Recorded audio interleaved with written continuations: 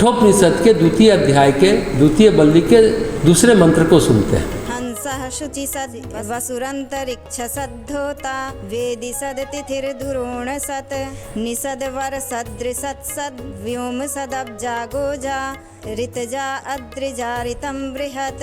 जो विशुद्ध परम धाम में रहने वाला स्वयं प्रकाश पुरुषोत्तम है, वही अंतरिक्ष में निवास करने वाला वसु है, घरों में उपस्थित होने वाला अतिथि है और यज्ञ की वेदी पर स्थापित अग्नि रूप तथा उसमें आहुति डालने वाला होता है, तथा समस्त मनुष्यों में रहने वाला, मनुष्यों से श्रेष्ठ देवताओं में रहने वाला, सत्य में रहने वाला और आकाश में रहने वाला है, तथा जलों में नाना रूपों से प्रकट होने वाला, पृथ्वी में नाना रूपों से प्रकट होने वाला, सत्कर्मों में प्रकट होने वाला और पर्वतों में नाना रूप से प्रकट होने वाला है। वही सबसे बड़ा परम सत्य है। यह मंत्र यजुर्वेद और ऋग्वेद में भी है। गीता प्रेस की व्याख्या कहती है, जो प्राकृतिक गुणों से सर्वथा अतीत दिव्य विशुद्ध परम धाम में विराजित स्वयं प्रकाश पर ब्रह्म पुरुषोत्तम है, वही अंतरिक्ष में विचरने वाले वसु नामक देवता है, वही अतिथि के रूप में गृहस्थ के घर में उपस्थित होते हैं, वही यज्ञ की वेदी पर प्रतिष्ठित ज्योतिर्मय अग्नि तथा उसमें आहुति प्रदान करने वाले होता है, वही समस्त मनुष्यों के रूप में स्थित है,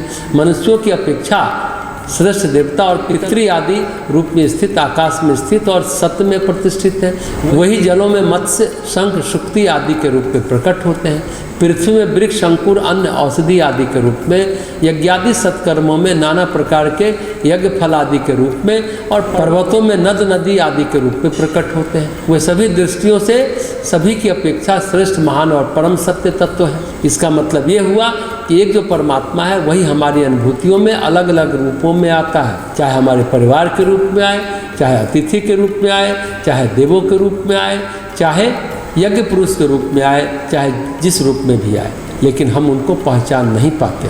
वास्तविक सत्य ये है कि हम उसको पहचान सकें। कोई मिलता है तो हम नमस्ते बोलते हैं, नमस्कार बोलते हैं या प्रणाम बोलते हैं। नमस्ते का मतलब होता है नमः ते, उन्हें नमस्कार है, उन्हें प्रणाम है, उन्हें नमन है, जो बहुवचन, जो एक होकर के भी बहुत है। सहतवते यह संस्कृत भाषा में सर्वनाम शब्द है, जिसका हिंदी में अर्थ वह या वे होता है, जिसका उपयोग लिंग यानी जेंडर और वचन यानी नंबर के अनुसार किया जाता है। संस्कृत में तत् यानी तद एक सर्वनाम शब्द है, जिसके रूप 3 लिंगों पुल्लिंग, स्त्रीलिंग और नपुंसक लिंग में 7 विभक्तियाँ और 3 वचन, एक वचन, द्विवचन, बहुवचन चलते हैं। यानी 7 विभक्ति गुना 3 वचन मतलब 21 रूप होते हैं।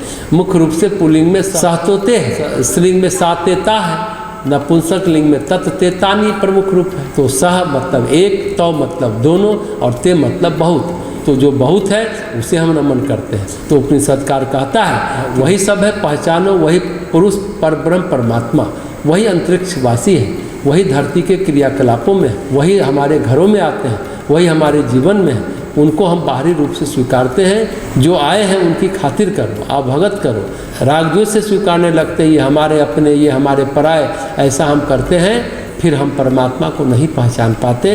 जब हम उन रिश्तों को आंतरिक रूप से स्वीकारते हैं कि सब एक ही है, तब परमात्मा से हमारा सीधा संबंध हो जाता है। जब हम परमात्मा रूप उन सभी को पहचान लेते हैं तो फिर बात बन जाती है।